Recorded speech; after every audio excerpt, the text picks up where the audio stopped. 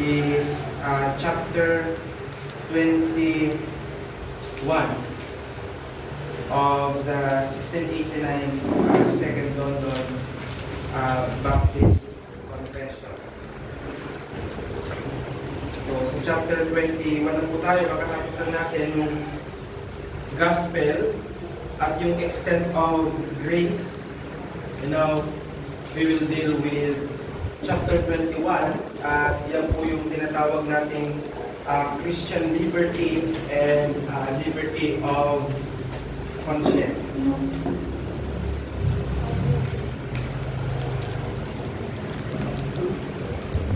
And for our opening verse, let's turn our Bible to John chapter 8.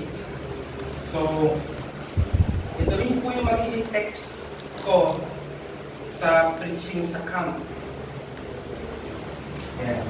So, John chapter 8.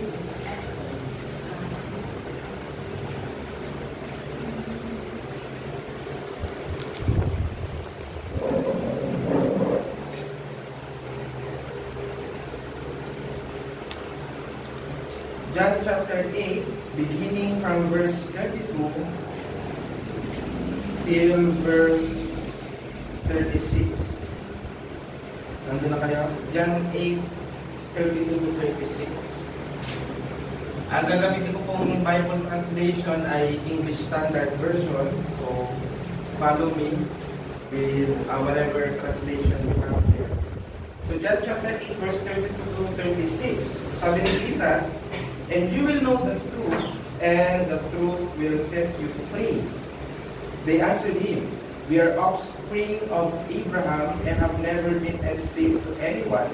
How is it that you say you will become free?"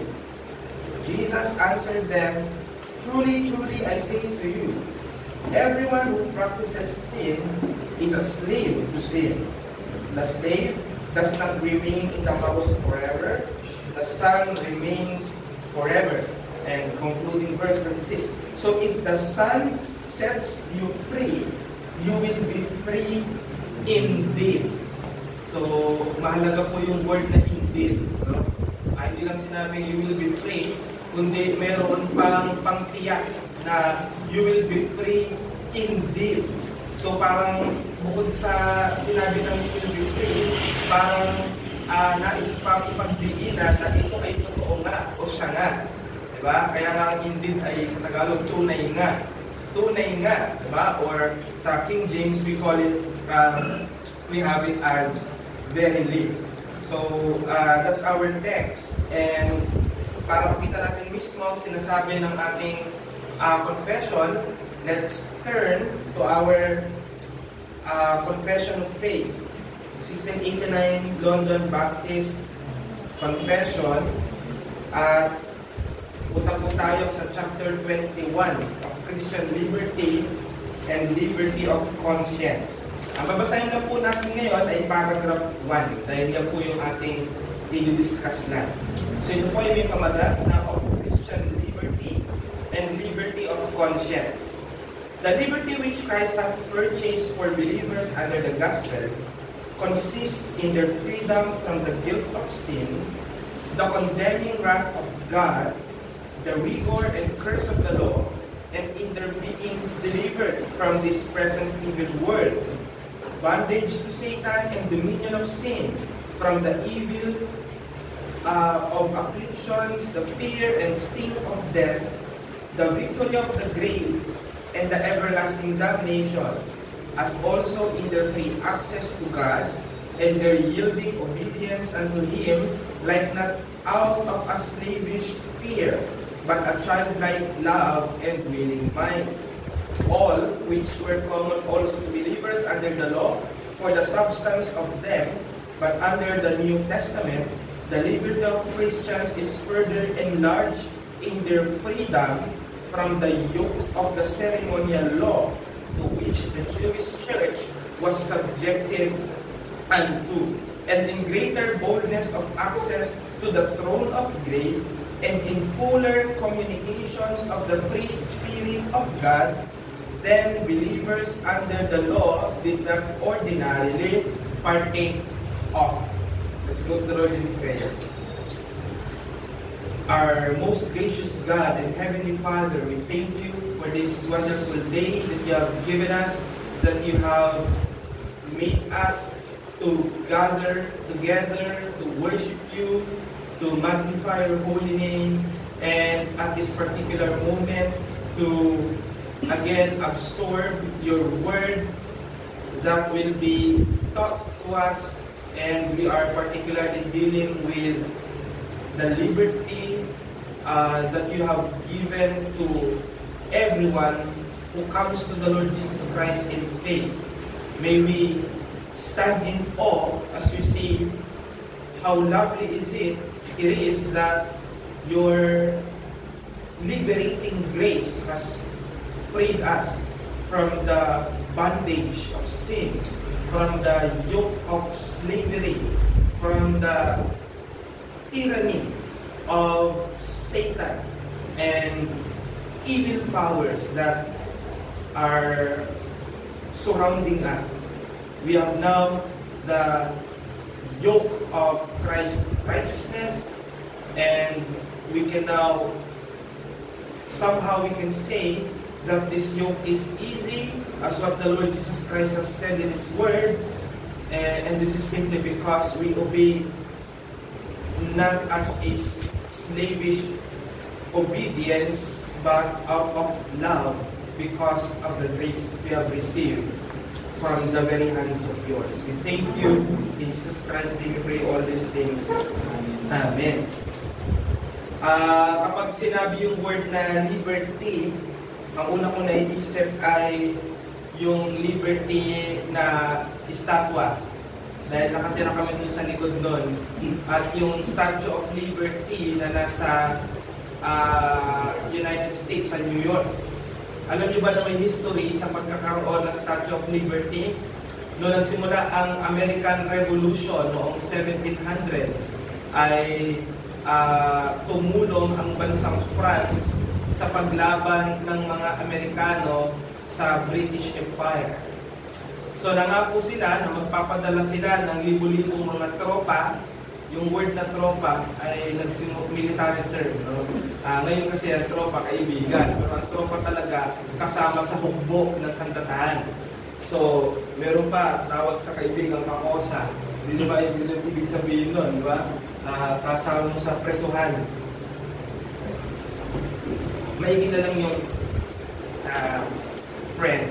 So going back, nung niregalo ng France ang liberty, yun yung panahon na nagtagumpay na ang Amerika sa Britain at nagtayo sila ng bagong structure ng government na sila na mismo namamahala. Hence, we have the United States of America. So nangangarap sila noon ng tinatawag na one nation wherein all are equal in God's eye. But after that, marami rin nag-move in to USA para makatakas sa tyranny ng mga monarchy sa mga bansa ng Europe. Pero isa sa matatandaan din ng Amerika after the American Revolution ay ang matinding slavery. Inaangkat pa rin ang mga black people from Africa, and they are being sold to American citizens. They are whites, and they would want to enslave those blacks that have been purchased. So, may kita natin na ang liberty, bagamat pinapangarap ng tao, pero in its absolute sense, wala niya. Yan ang isip ngayon ng Western world. Pag sinabing liberty, self-autonomy, self-determination, personal choice without external constraint. Sige, isipin natin maigi. May ganyan pang konsepto na kapag sinabing kalayaan, yung wala nang pwedeng pumigil sa akin sa lahat ng gagawin ko. Yan ang definition ng mundo sa liberty. Now, practically, is that true? Walang ganon. Sige, pwede ako pumunta dyan sa kalye at umupo sa gitna ng kalsada dyan. Walang pwedeng magbabawal sa akin. Pag dumaan ng Pajero, bahala ka sa buhay mo. Diba? Walang ganon. We are being still restrained by the existing laws of the land. Kahit dito sa bayan ng Angono, may mga ordinansa na hindi mo pwedeng gawain. Diba? Kailangan natin magpasunod doon. Kaya yan ang observation. Ang Western culture, binibigyan ng very loose definition ng liberty na ito ay absolute right para magkaroon ka ng self-rule. Ibig sabihin, ang mga bawat individual ay nararapat mamuhay sa kung ano ang gusto nilang gawin without interference from religion, tradition, or moral standard. Because one of the reasons why we have this kind of ideology is dahil kapag sinabing religion, hindi pwedeng mawala sa isip mo yung, may bawal dyan. Diba? Ang religion ay nagdidikta. Ang religion ay nag-rule. Alam niyo ba, ng mga unang panahon, mas makapangyarihan pa ang priest kesa sa hari. Sumusunod ang hari sa Santo Padre. Sumusunod siya sa dikta ng priest. Kaya nga, dati ang munisipyo at simbahan magkasama, magkatabi. Nagtutulungan sila. Hindi kikilos ang hari, hindi kikilos ang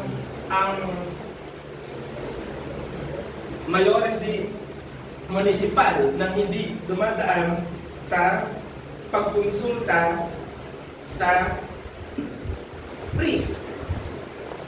Yan ang nagiging dahilan. Kapag may religion, walang liberty ang isang tao. Kasi yan ay nagbabawal, nagre-restrain, at nagdidikta. At ang tao, sa kanyang likas, ayaw niya nang may nagdidikta sa kanya. Yan. Isa nga, pag may pera ka, ayaw mo sabihin sa magulong mo. Bakit? Kasi siya na yung magbabudget para sa'yo. Eh kung ikaw ay sanay ka, meron ka ng plano ahead. Tapos papakialam ang kalimbawa ng members of the family. Di ba? Magagalit ka. Bagamat may magsusunod ka, pero may inis ka. So, kapag ka may ganung puwersa na dumidikta sa ating pagpapasya, mayroon tayong pagbiglas. At dahil ayaw natin nun. Kaya maraming nagre-reject ng religion because of that thinking. Pero, ano ba ang totoong kalayaan? Hindi ito, ang kalayaan ay hindi absence ng external constraints. Maling analogy yun. Pag sinabing liberty, pamumuhay na walang bawal. That's wrong. So, freedom or liberty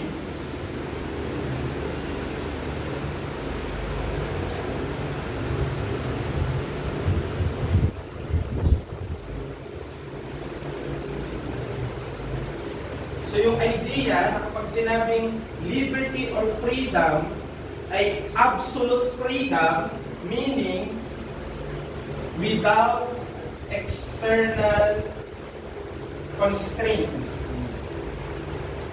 This is simply not true. Walang ganyan. Kahit pa yung pinaka-democratic na bansa, walang ganyan. Dahil kung yan ang definition ng freedom, ibig sabihin, nababiolate ang rights ng mga nakakulong ngayon. Ba't nyo sila kukulungin? Himalaya nga sila dapat. Bakit sila kinulong? Kasi, hindi nila ginamit ng tama ang kalayaan. So, may tamang definition ng kalayaan na hindi yan ang ibig sabihin. Di ba? So, ano ngayon ang dapat nating ibigay na definition niya? Alright? What is the nature of Christian liberty? Meron nabasa na natin yung confession statement, pero binigyan ko ng summarize. Kasi pag nilagay ko dito yung buong paragraph 1, hindi na kasya doon sa papel. Diba? Dos na to. Kaya, ginagawa ko na lang summarize at paraphrase. Sabi, believers are freed in Christ from sin's guilt, God's wrath, Satan's bondage, and man-made religious burdens, enabling them to serve God willingly and without fear. Ano ngayon ang doktrinang dapat nating maintindihan dyan? Ang Kristiyano kalayaan ay sinisiguro ni Kristo, pinapalaya ang mga mananampalataya mula sa sala ng kasalanan at sa pagtatakwil. At ginagawa nitong masayang sumusunod ang mananampalataya sa Diyos. Binibigyan sila ng tuwid na paglapit sa Kanya at sa ilalim ng bagong tipan, inaalis ang bigat ng mga sinaunang batas sa lumang tipan habang nagbibigay ng mas higit na spiritual na mga biyaya. So Christian liberty secured by Christ frees believers from sin's guilt and condemnation, enables joyful obedience to God, grants direct access to Him, and under the new covenant, removes the burden of the ceremonial law whilst providing greater spiritual blessings. Now let us discuss the biblical presentation of what Christian liberty is. Biblical liberty is freedom from sin's bondage. That's first and foremost. Saan ka malaya bilang Christian? That's the question. Saan ka malaya bilang Kristiyano? Bilang Kristiyano, malaya ka sa pag-aalipin ng kasalanan. Yan ang una. Nangaalipin mo ba ang kasalanan? Nangaalipin ang kasalanan. Dahil ang kasalanan, hindi kanya binibigyan ng kakayanan na makaalis sa kanya. Hindi kanya binibigyan ng kakayanan na makalaya mula sa kanya. Kaya biblical liberty is primarily freedom from the guilt, power, and penalty of sin. Yan ang unang tinitiyak. Dahil ang ultimate problem ng tao, ang pinaka-ultimong suliranin ng tao ay suliranin ng pang-aalipin ng kasalanan. Nung si Eva at Adan ay nagkasala sa Diyos sa laysay ng Genesis chapter 2 at 3, ano ang nangyari? Diba? Nawalan na kaagad sila ng kalayaan.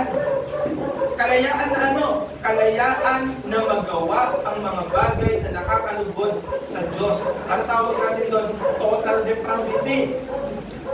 So, doon pa lang, na-cancel yung idea na tinatawag nating free will. Wala na yan. Nung si Eva at Adan ay nagkasala. Ngayon, ang unang ginawa ng ating Panginoon, nung siya ay naparito sa lupa, tiniyak niya na magliligtas siya at ang essence ng kaligtasan ngayon, palayain ang tao mula sa pagkaalipin sa kasalanan. Yan ang sinasabi ng Juan 8:36. Pakibasa, kung nakakita. Yan, yung text natin kanina, diba?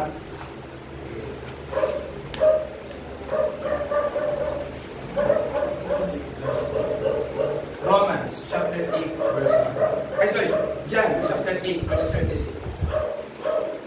John 8:26. Kat kung kayo'y palayain ng anak, kayo'y magiging tunay na malaya. Kung kayo'y palayain ng anak, kayo'y magiging tunay na malaya. So malinaw na hindi tumutungkol si Kristo sa kalayaan mula sa pang-aalipin ng bansa o pang-aalipin ng minuman. Dahil sabi nga ng mga kausap niya dito, never nung kami naalipin, ano pinagsasabi mo? Pero, ang sabi ni Kristo, alipin kayo ng alin? Ng kasalanan. So yun ang klase ng pang-aalipin na totoong suliranin ng tao. Bakit? Kapag ba hindi ka naalipin ng kahit sino man, makakawala ka ba sa pagkalim ng pagkamakasalanan? Hindi din naman. Kaya yun ang pinakatiniyak ng ating Panginoon na gagawain. Mapalaya ka mula sa kasalanan dahil hindi nakokontrol ng tao ang kanyang sarili sa larangan ng kasalanan. Kaya minsan kahit yung mga pinakamasahol na uri ng kasalanan na hindi mo mai-imagine na magagawa ng isang tao, nagagawa pati. At kung minsan Kristiyano pa ang nahuhulog, yan. Kaya yan ang pinakamatinding suliranin. Romans chapter 8 verse 1 to 2. Diba? Sa Roma 8:1 y 2. Romans 8, verse 1 to 2. There is therefore now no condemnation for those who are in Christ Jesus, for the law of the Spirit of life set you free in Christ Jesus from the law of sin and death. Ayun. Bakit may law of sin and death? Ano yung law of sin and death?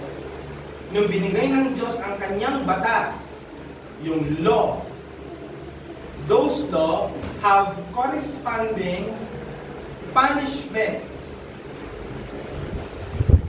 for people who disobey it. Correct? Kunyari, kaso mo, estafa, may gulong ka. Kunyari, ang kaso mo ay cybercrime, may gulong ka. Di ba? Hahanapin ka ng batas at titiyakin ikay makukulong. Now, looking into the law of God, yung mga law of God, yun yung mga pinaviolate natin. Kaya example, first commandment, huwag kang magkakaroon ng ibang mga Diyos sa harap ko. Eh, di ba ako sumasama sa ribulto? Yun lang ba ang ibig sabihin nun? Sa mga Pastor Olan, Diyos at tao, dapat walang nasa gitna. Pag may gumitna dyan, Diyos yun, sa'yo. Pag may namamagitan sa'yo at sa Diyos, yun ay Diyos-Diyosan. Oh, edi guilty na.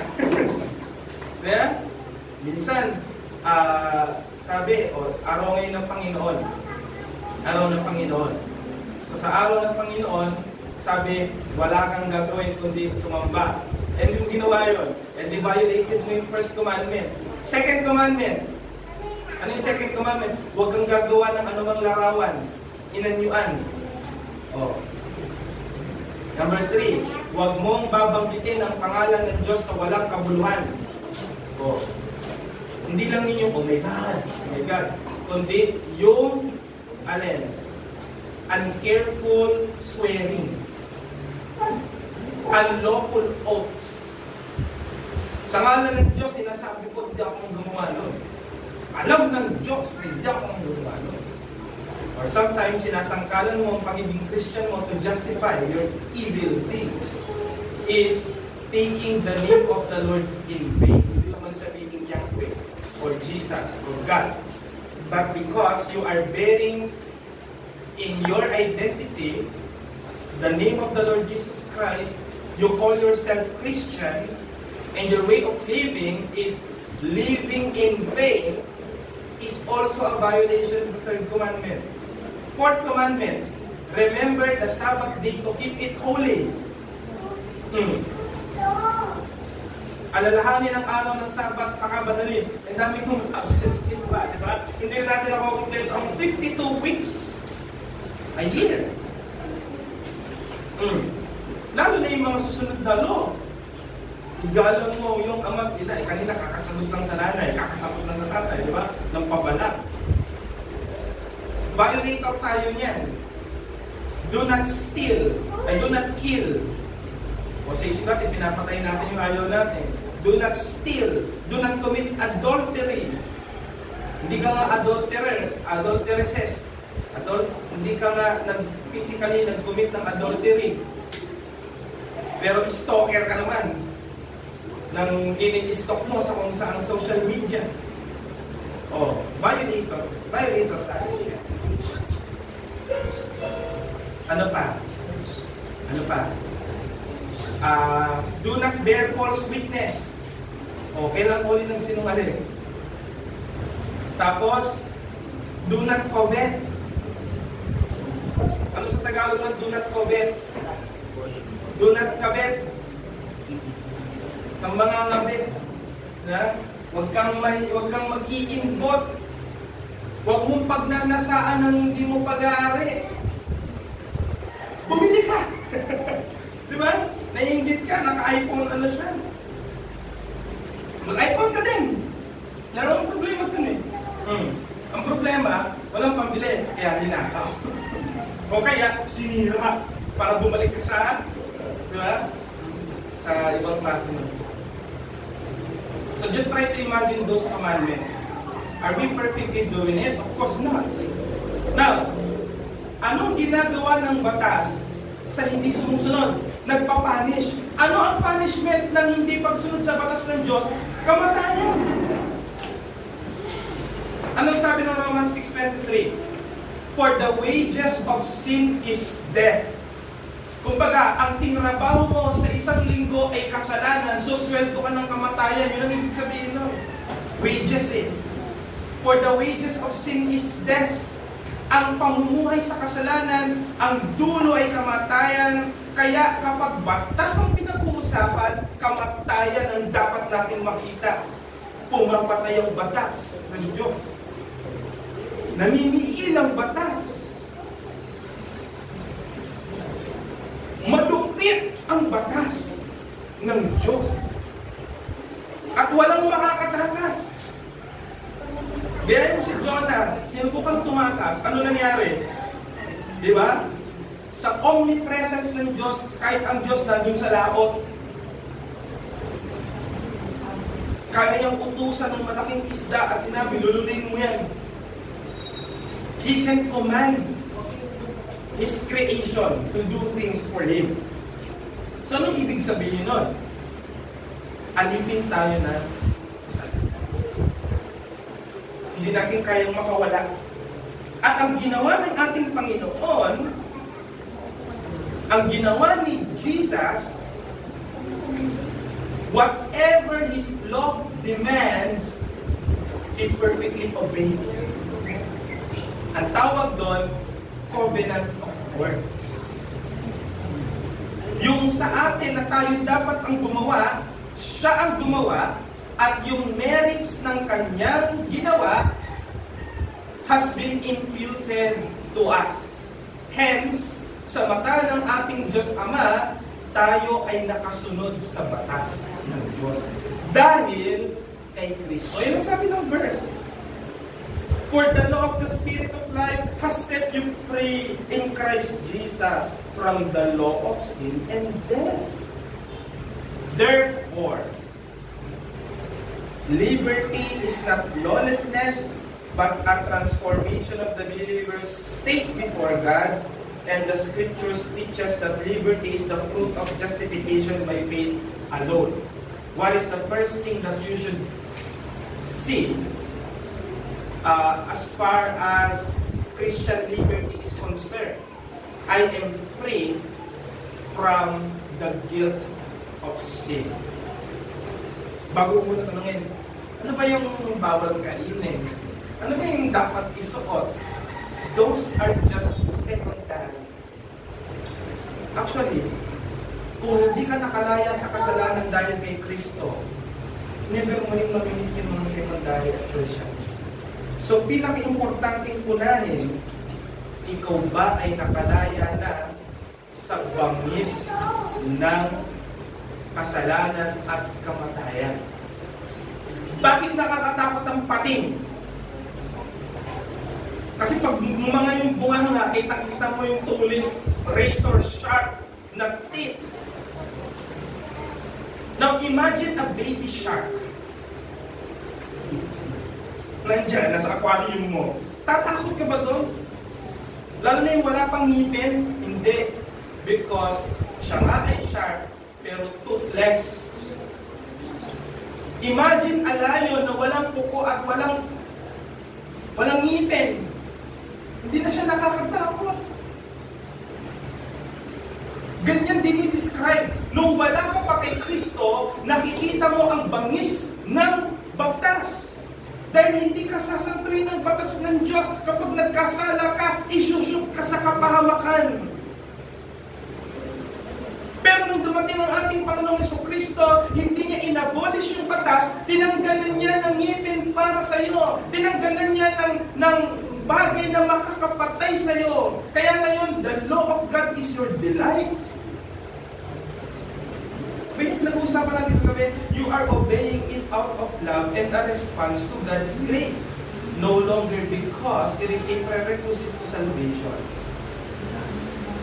Ano sabi ng Romans 5:1? Therefore, being justified by faith, we have peace with God through our Lord Jesus Christ. Dahil tayo ay pinalaya na kay Kristo,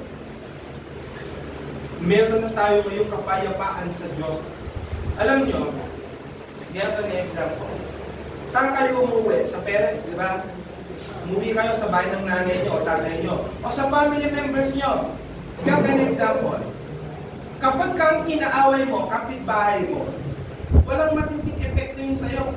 Hindi lang kayo mapapansinan pag nagdadaanan kayo dyan sa katapat. Di ba? Pero subukan mo maging kaaway ng nanay mo o yung tatay mo, tapos uuwi ka doon araw-araw. Masaya hindi.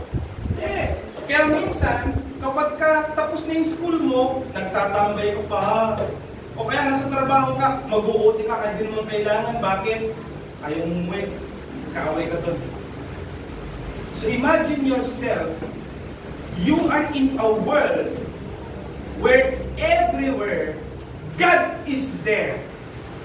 And He is angry at you. Imagine how torturing it is for you to live. Pero ano ang way? Be reconciled with God. And what is the one of the priceless gifts na makukuha mo? Peace with God. So therefore, ang dapat na maging equal ng liberty or freedom is peace with God. Romans 5:1. Di ba? Di ba? Anong sabi ni John Knox? Me and my God is majority. Kahit magsama-sama pa kayong mga soldiers ng Europe, lahat pa kaya lang. Basta Diyos ang kakampi ko, talo kayo. Hindi. Tama yun. Kaya Mary, Queen of Scots, ano ang sabi niya? Hindi daw siya natatakot na magsama-sama ang lahat ng armies sa Europe. Meron daw siyang mas kinakatakutan. Alin yun? Yung prayer daw ni John Knox. Ano ba ang prayer ni John Knox? Lord, give me Scotland or I die. Takot si Queen Mary sa apog ng mama. Pero ano ang binigay ng Diyos kay John Knox? He gave Scotland to him. And now, Scotland is a Presbyterian country. Kaya every time na magpapalit ng hari o reyna sa Europe, sa Britain, ang unang panunumpa ng hari o ng reyna ay ipe-preserve niya ang Scottish religion. Yun ang una niyang gagawin. Yun ang panunumpa niya. Kaya nga pumayag ang Scotland na maging part ng UK. Dahil dyan. Dahil ang Scotland ay separate country sa England. Nagkataon na nung namatay si Elizabeth I, wala nang susunod na successor. Ang pinakamalapit, yung hari ng Scotland, si King James XVI ng Scotland. So dahil siya na ang susunod, nag-request ang England, maging hari ka na rin namin.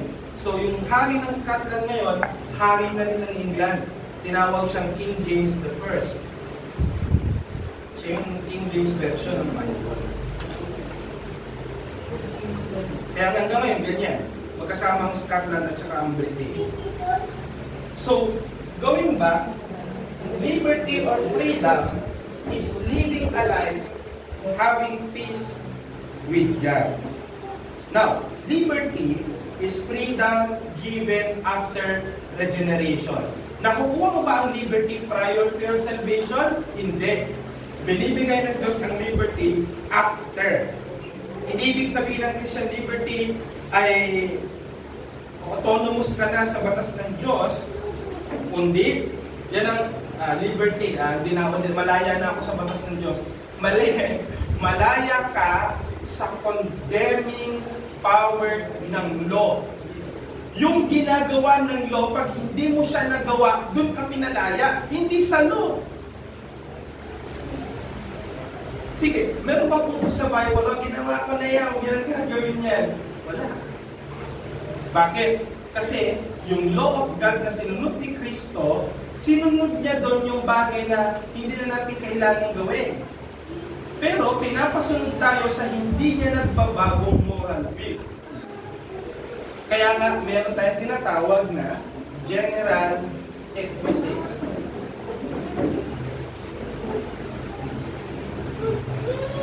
Na makikita natin sa 1689, 19 verse 2. Now, Ezekiel 36, 26 to 27. Pakibasa po. Ezekiel 36, 26 hanggang 27. Basa.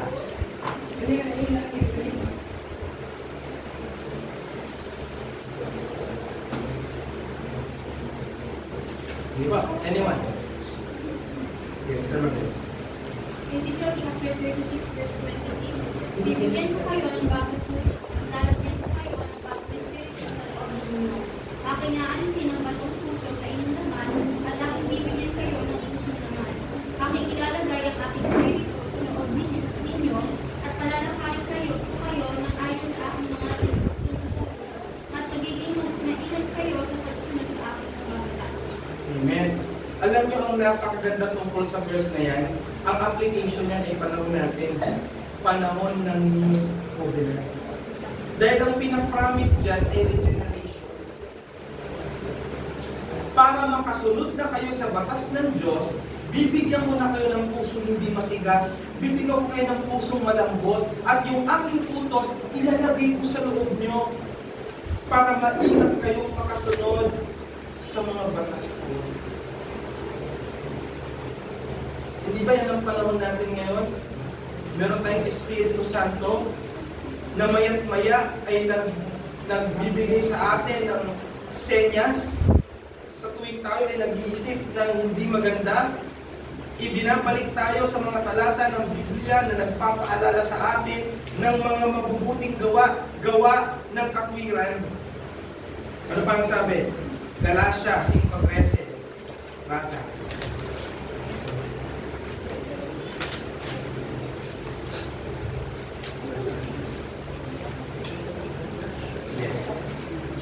Galatians 5:13.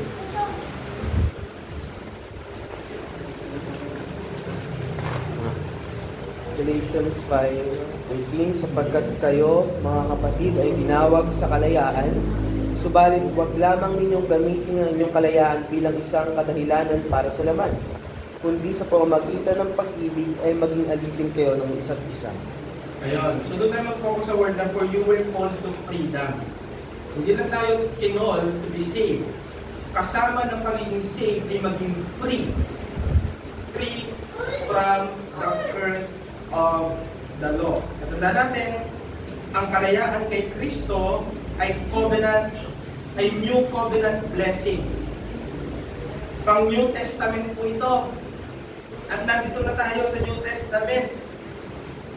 Pinapalaya ang mga believers sa pag-aalipin ng batas habang ginagawa tayong may kakayanan na sumunod sa pag-ibig, hindi sa takot.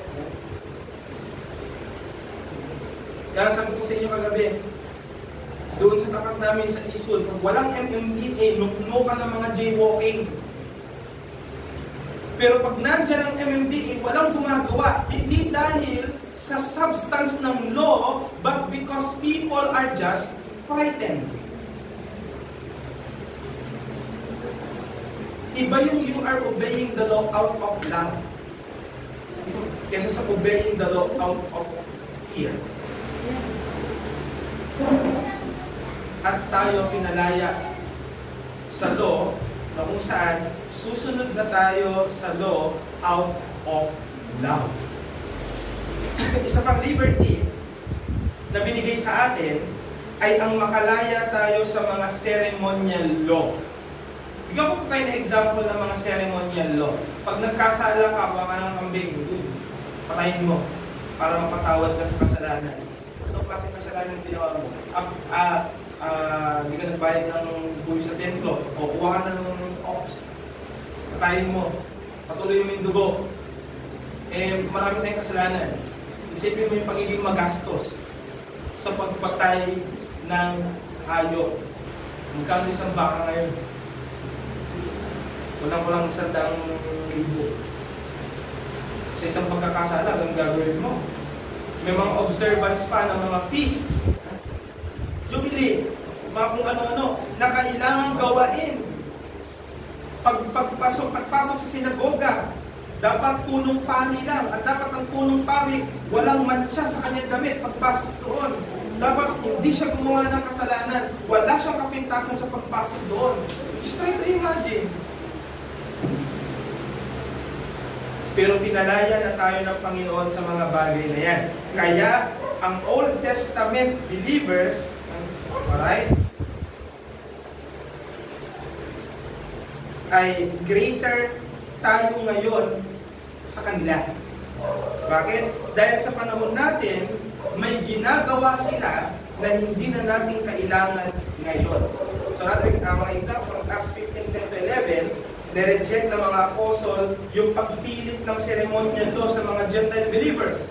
Yung mga dating Hudyo na naging Kristiyano, pinipilit yung mga Hintil na magpatuli dahil tuli sila eh.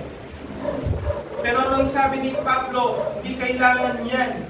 Kaya nga pinigilan niya si Tito, di ba? Na magpatuli, hindi kailangan yan. But for the sake of the church, di ba? Ay ginawa niya para sa kanila. Yun yung pag-restrain ng liberty. Diba? O, nakaka-open pala siya yung Jacob ulit. Kaya siya nagpatuloy. Ewan ko kung pinapakita ko. Puro magandang significance nun. Pero sa konteksto kasi nila yun. Hebrews 10:19-22, meron na tayong confidence na lumapit sa holy places dahil kay Jesus. Diba?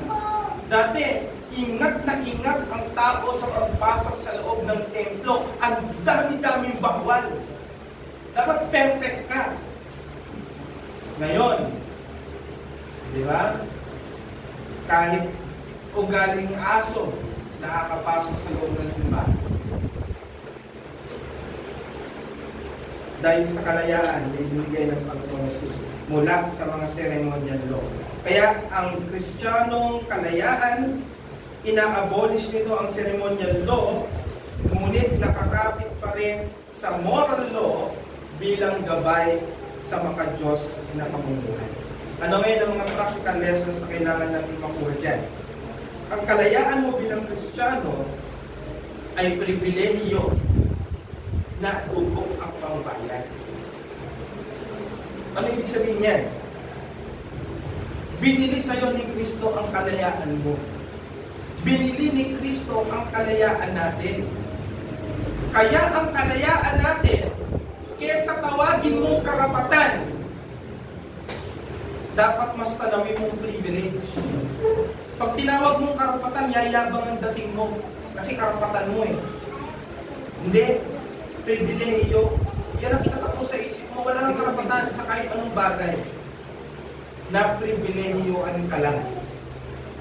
Kapag yan ang lagi mong ilalagay sa isip mo, maaalis sa atin ang pagmamataas o ang pagmamapuri. Pinalaya ka mula sa sala at sa paghatol. Colossians 2:13-14. Pinalaya tayo sa dominion ni Satan.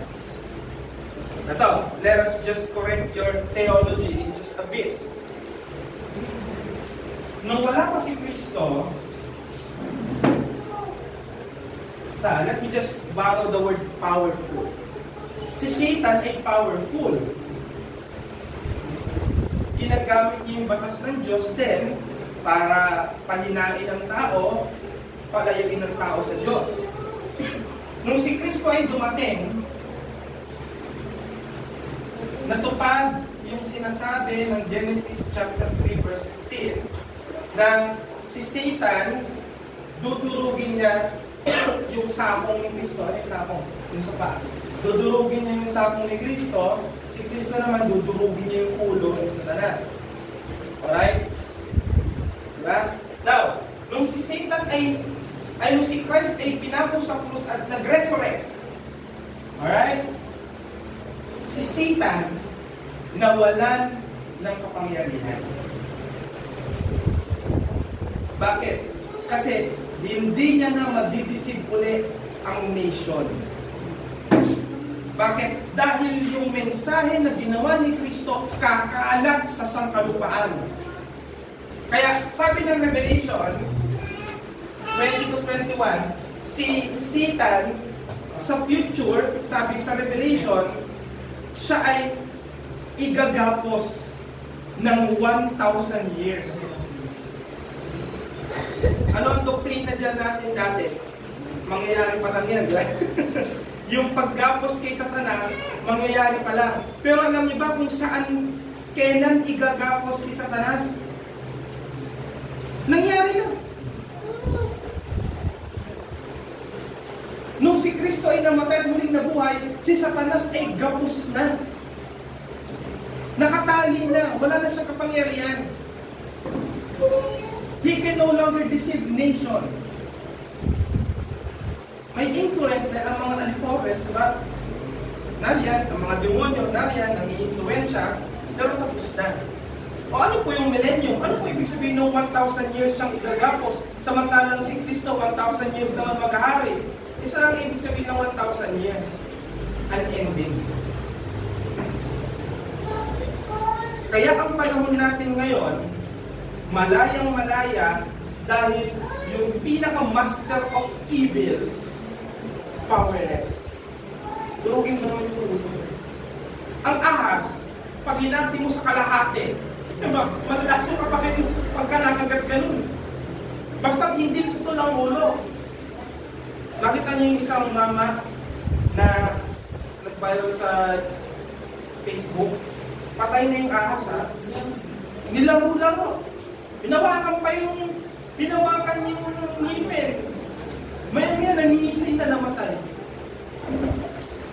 Bakit? Taglay-taglay pa rin yung venom. Hindi naman yung nawawala dahil lang namatay. So, ano po ibig sabihin mga kapatid? Hindi na nakakatakot si Satanas. At kasama sa freedom na yan, ay ang makasamba na tayo sa Diyos ng direkta. Diba? Yung kausap ni Jesus sa John 4, yung babaeng Samaritana. Kasi, yung mga madadamot na Hudyo, ayaw ipahiram ng Jerusalem sa ibang lahi. Ang utos dati, kapag sasamba, haharap ka sa Jerusalem. Kahit saan ka na doon, dapat nakaharap ka sa Jerusalem. Ngayon, itong mga Samaritano, wala silang ibang heritage, kundi yung balon lang na yun, na minsan ay naparoon si Jacob. Kaya yun yung nagiging place nila of worship. Pero sabi ng Panginoong Hesus, dadating ang panahon na hindi na kailangan pumunta dito o tumanaw sa Jerusalem para makasamba. Dahil ang totoong mananamba, sabi ni Kristo, alin? Sasamba sa Diyos sa Espiritu at katotohanan. Kaya kahit apartment lang, pero pag ang pinagsasaluhan ay Espiritu at katotohanan, that is acceptable worship. And that is reformed worship. Nanonood ako ng series ng Pastor X. Reforming worship. No? Dami-dami ko na talagang informa. Pero okay lang yon. Dahil nagsasaya tayo. Yan ang sinasabi ni John Owen. Nabasa niyo na ba ang magandang book niya na ito? The Death of Death in the Death of Christ. Ang kamatayan ng kamatayan sa kamatayan ni Jesus. So, ang ginawa pala daw ng kamatayan ni Jesus, pinatay ang kamatayan. Galing. Galing ng mama na ito. Kaya ito ang ibibig din natin pagdating natin sa eternity. Sa langit pag namatay ka. Pero pag hindi, dito, pag nabuti. The liberty we have in Christ is purchased, not inherent. It is granted by grace, not merited by works. Diba? Liberty should lead to gratitude and worship, hindi yung feeling entitled ng isang Christian just because he knows more. Right? Not because he knows more.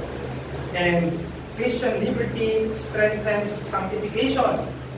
Hindi gaya ng mga worldly freedom, ang biblical liberty ay na-empower ang sanctification.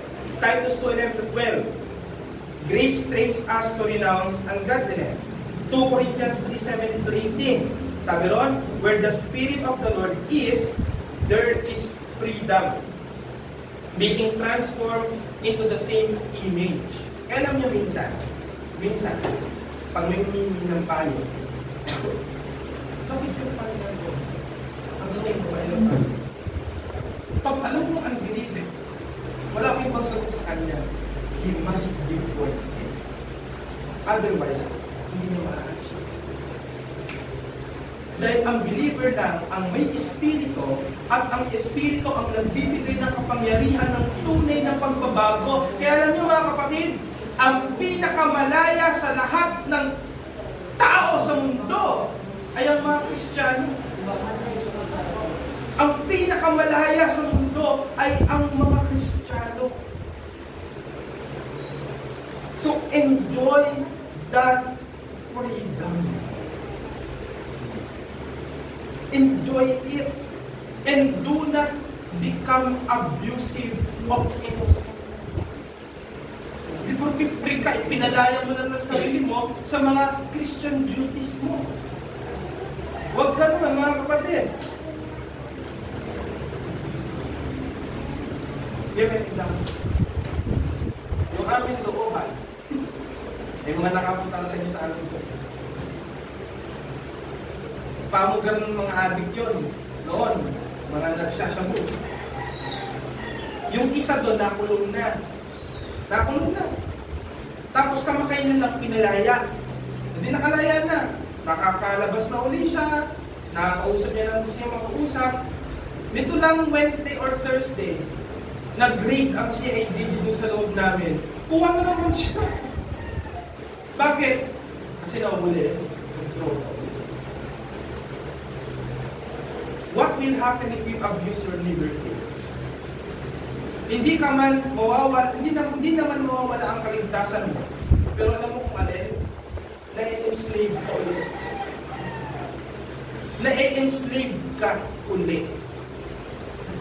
Yung mga Kristiyanong backslider, na-enslave ulit.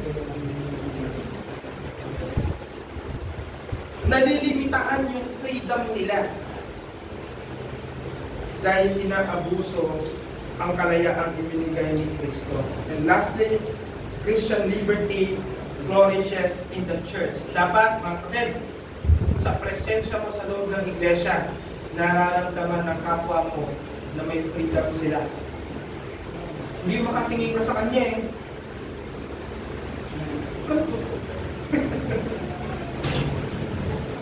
Maiba lang ng konti eh.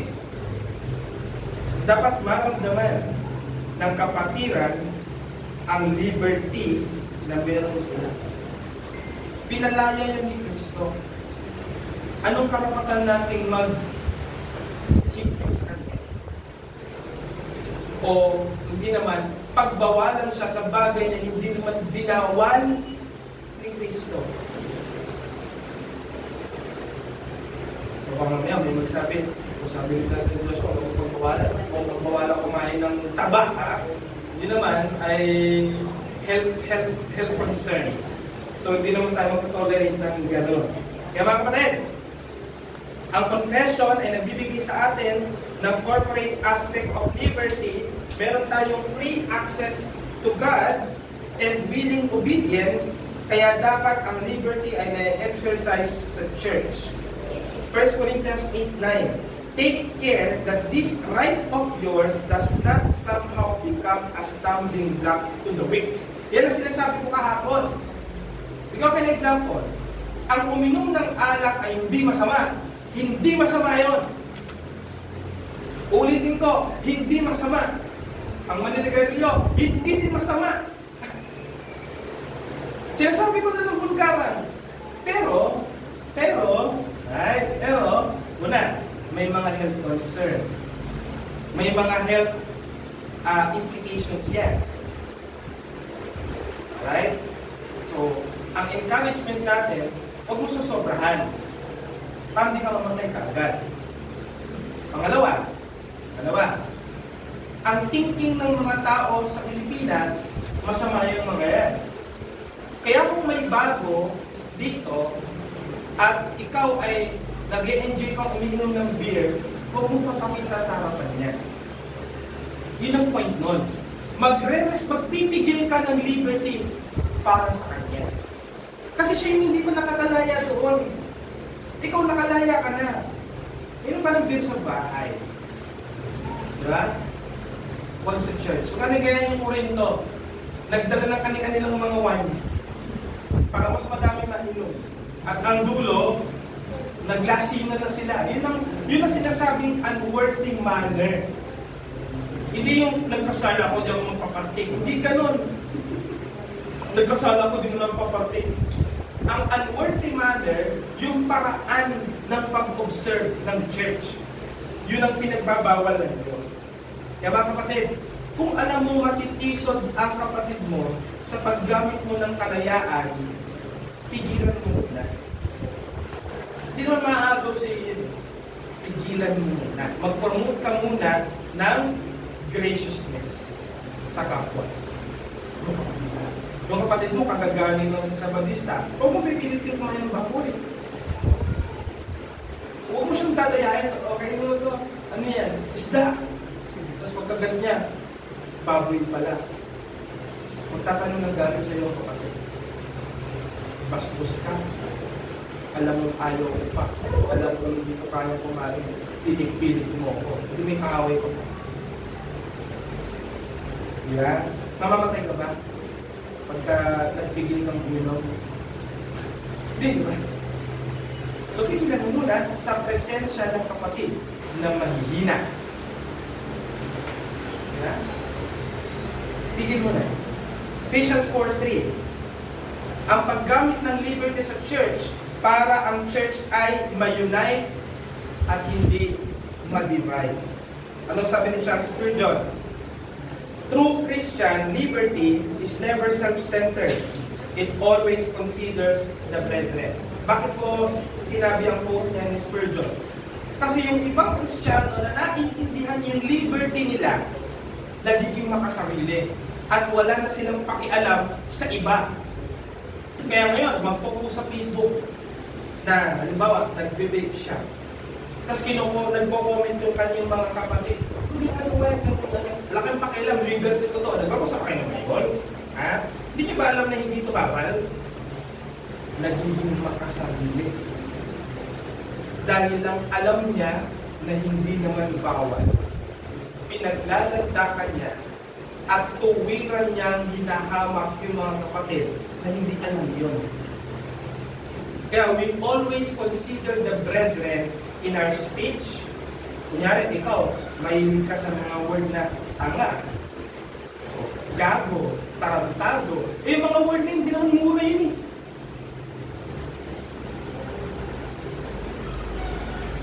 Sige, makipagtalo kayo, hindi mura ang mga yun. Pag tinignan mo sa dictionary yun, may ibig sabihin nyo, ang gago, bobo, estupido. Pero syempre, pag sinabi mo yan sa tao, anong epekto na? Oh, ikaw, bobo ka, bobotante. Diba? Pag sinabi mo yun, anong epekto nun? O, nagaganyan ng tenga nyo. Di kasi kayo sanay. Pero it's okay to say those words because those are not violations of the law of God. Lalo na kapag dinidescribe mo ang estado, kunyari yung tao, yung illustration na yung magulang, inutusan ng anak, o anak, eto, Jess, bili ka ng suka. Eto, Jess, bili ka ng toyo. Habang naglalakad, nadapa. Pagkadapa, humagis ang pera, pagdampot ng pera, hindi niya na alam kung ano yung Jess na pangsuka, hindi niya na alam kung ano yung Jess na pangtoyo. Bumalik! Paano na ulit dito, yung Diyos na pang toyo at yung Diyos na pang suka? Tanong mo, sinasabi mo ang estado ng tao na nagpapakita ng kabubuhan. Pero you are not going to say that to weaker brothers. Kaya minsan, kunyari, kami na lang halimbawa nila Brother Maury, kami na lang halimbawa nila Brother Josh, hindi na kami nag-feel that ng words. Why? Because we are men who understands each other.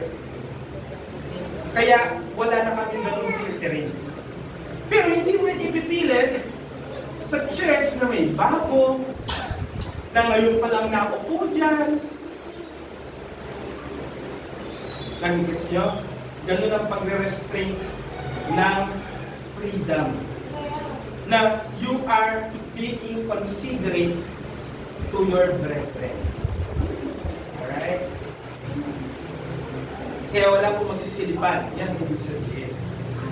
Dahil iba't iba tayo ng degree ng sanctification, we must be patient sa ginagawa ng Diyos sa ibang mga kapatid. Kung hindi naman bagay na ikakasira ng samahan, huwag na muna natin pakialaman yun. Alright? Huwag na wala natin pakialaman yun. Mayari, yung kapatid sa Facebook, paano na pinag-propose?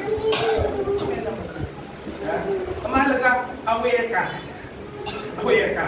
Pero pag yan pumasok sa church, yung mga gawain na ganyan, o nagpasok ng hindi magandang pag-uugali sa church dahil dyan, then that will be the time that the church will take actions further. So let me give you my point. Biblical liberty thrives in a covenant community under Christ's Lordship. No other master but the Lord Jesus. That is how we define liberty. You are not doing things because your pastor says you should do it. Or your brother, senior brother told you, do it. You are doing things because there is no other master but the Lord Jesus Christ. Next week we will define what the confession means on God alone is the Lord of conscience. Ang pag-uusapan naman natin next week, yung kalayaan ng ating konsensya. Liberty of conscience. Any questions? Dun sa part na although na palagi natin sinasabi na privilege tayo, at some point, pwede rin ba natin sabihin na binigyan tayo ng karapatan or may karapatan tayo?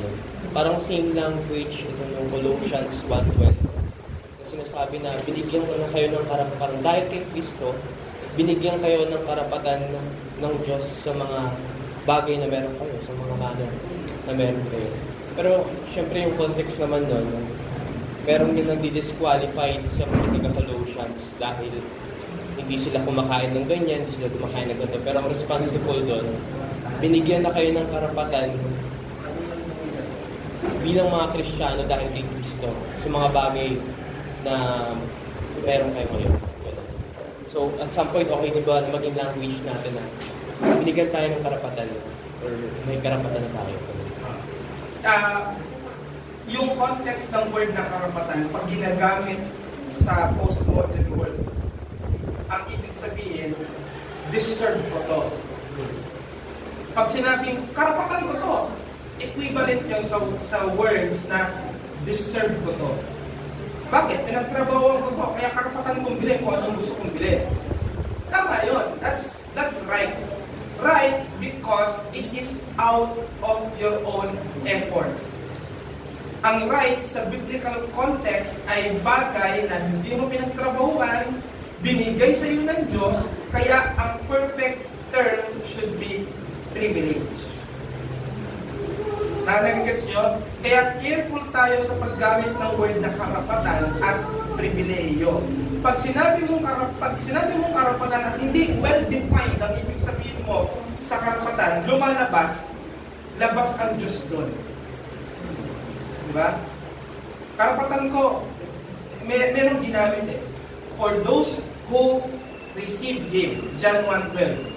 Then He gave them rights to become children of God. Yung paggamit ng rights doon ay legal term ng Greco-Roman world na ibig sabihin, by papers, by document, by legal presentation, anak siya ng Diyos. Hindi sinasabi doon may karapatan na siyang mag-anak ng Diyos. May karapatan na akong mag-proclaim, anak ako ng Diyos. You should say, you have privilege to tell people that you have been adopted because of your acceptance, because of your belief in Christ. So, halimbawa, pag kumuha ka ng lisensya, driver's license, laging sinasabi sa'yo, ang lisensya ay hindi karapatan. Ito ay pribilehiyo. Bakit? Kasi hindi lahat ay pinapayagang mag-drive, lalo na pag hindi marunong. So dahil binigyan ka ng lisensya, ito ay pribilehiyo sa'yo. Ibig sabihin, pwedeng